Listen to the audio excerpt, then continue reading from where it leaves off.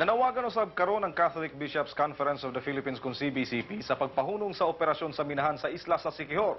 Ang detalye sa report ni Sharon Evite. Wala gyud nagpaulahi ang simbahang Katoliko sa isyu sa pagmina.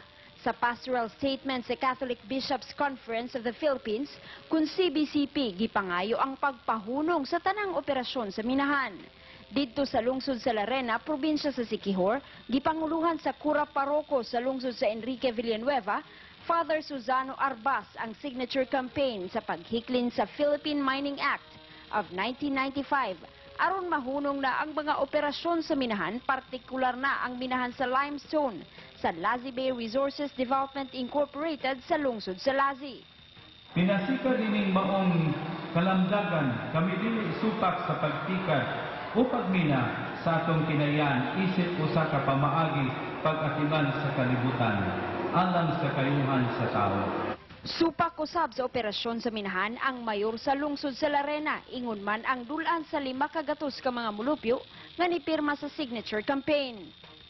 Dili kamo paabot na mahitabo ang dili angay mahitabo. Atong protehian ang atong kalikupan, atong kabutiran, atong kapatagan, atong mga kadagatan. Adunay mga militanteng grupo nga ni suporta usab sa panawagan sa pagpahunong sa mga minahan. Gibarugan nga gawas nga nakadaot sa kinaiyahan, wala usab kini nakatabang sa pagpalambo sa ekonomikanhong kahimtang sa katawhan. Dali usab nga gitubag sa mga opisyal sa minahan sa Lazi ang mga reklamo. Wala pa'y lugar nga giminahan nga nilambo ang usa ka lugar. Nga naman, tungod sa grabing korupsyon. Mga Pilipinas, dili pinuslan sa mga nasod, sa mga dagkong kapitalista sa mga nasod, kundi ampilan ang atong kinayahan o ang kinayahan sa tibuok kalibutan.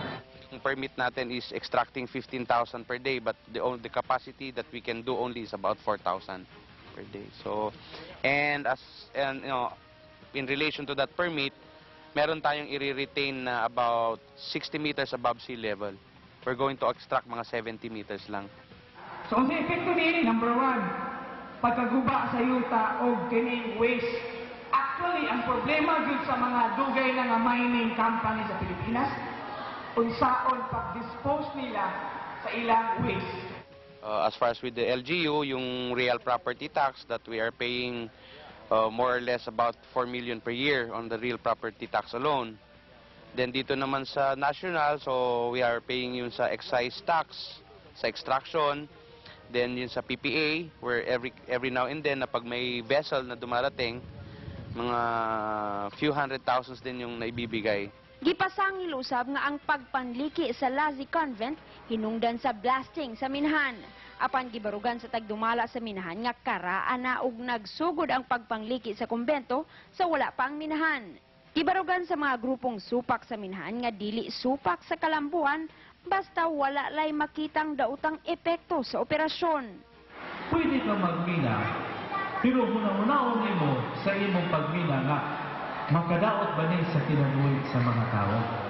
Sharon Evite, ABS-CBN News.